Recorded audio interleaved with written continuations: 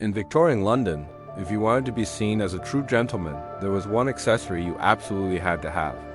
It wasn't a fancy watch or a silk cravat, it was the top hat. This single piece of headwear was the ultimate symbol of your status, your wealth, and your respectability. It told the world you were someone important, but the story behind these elegant objects is far darker than you could ever imagine. The men who crafted them, the hatters, paid a horrific price for this fashion trend. They didn't just shape felt. They slowly, systematically inhaled poison every single day of their working lives. This poison twisted their bodies and shattered their minds until they were left shaking, paranoid, and lost. Long before it was a line from a beloved fairy tale, the phrase "mad as a hatter" was a very real, very tragic medical diagnosis. So how did this happen? It all comes down to the process of making the hats themselves. To meet the massive, insatiable demand for felt hats, workshops needed a way to turn soft, pliable fur, usually from rabbits or beavers, into the tough, durable felt required for a top hat. They discovered a chemical shortcut, a process that made everything faster and more efficient. They gave it a surprisingly innocent name, carroting. Why? Because this chemical solution turned the animal fur a bright, vibrant orange, just like a carrot. But the magical ingredient behind this transformation was anything but innocent. It was Mercuric Nitrate, an incredibly potent and dangerous form of mercury. Imagine the scene inside one of these Victorian hat workshops. They were often small, cramped, and incredibly hot, filled with steam and with almost no ventilation. In these conditions, the hatters would work for hours on end, steaming and pressing the treated felt to shape it into the iconic top hat form. With every breath they took, they were inhaling invisible mercury vapors. Hour after hour, day after day, year after year, the neurotoxin was silently accumulating in their bodies, launching a devastating attack on their central nervous systems. The physical symptoms were the first to appear. In places like Danbury, Connecticut, which was a major hat-making hub, the condition became so common it earned a local nickname, the Danbury Shakes. It would start subtly, maybe a slight tremor in the fingers, but over time, it would worsen dramatically. A hatter's hands would begin to tremble so violently that he couldn't perform the simplest tasks. He couldn't button his own shirt, lift a fork to his mouth without spilling food, or hold a cup of tea without scalding himself. Their own bodies were betraying them, uncontrollably shaking and twitching. The very hands that had so skillfully crafted these symbols of high society could no longer function in daily life. But as horrifying as the physical toll was, the mental and emotional destruction was far worse. Mercury is a powerful neurotoxin that wreaks havoc on the brain, specifically targeting the parts responsible for emotional regulation and cognitive function.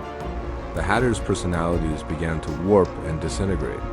Men who were once quiet and gentle might suddenly fly into fits of rage over the smallest thing. Confident, outgoing craftsmen became paralyzed by extreme shyness, paranoia, and crippling anxiety. They would become timid, fearful, and unable to make decisions. They experienced memory loss, insomnia, and terrifying hallucinations. They were quite literally losing their minds. Their families and friends watched in horror as the person they knew and loved slowly disappeared, replaced by an irritable, frightened, and confused stranger.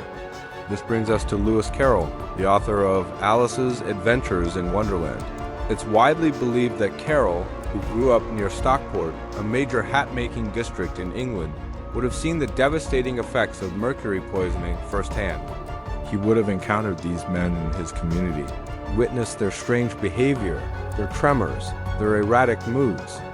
One local man in particular, a furniture dealer and inventor named Theophilus Carter, is often cited as the direct inspiration for the Mad Hatter character.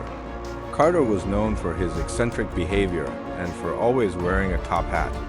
It's almost certain that his bizarre public antics, which made him a local legend, were the tragic symptoms of mercury poisoning from his time working in the hatting trade.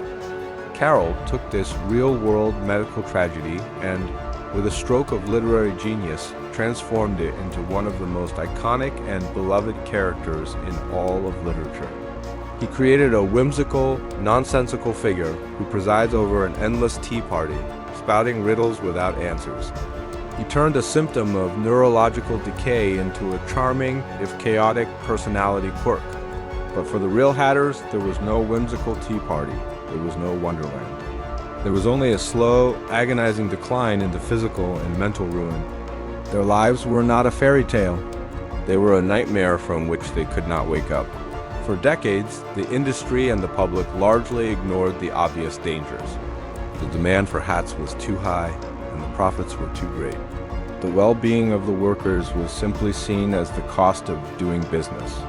It wasn't until the mid-20th century that the use of mercury in hat making was finally banned in most countries. But by then, the lives of countless hatters had already been destroyed. Their story is a chilling reminder of the hidden human cost that can lie behind the things we value, whether it's fashion, technology, or convenience. So the next time you see an image of the Mad Hatter with his oversized hat and manic grin, take a moment to remember the real men he represents. Remember the skilled craftsmen whose bodies were racked with tremors and whose minds were stolen from them by a poison they inhaled every day just to make a living.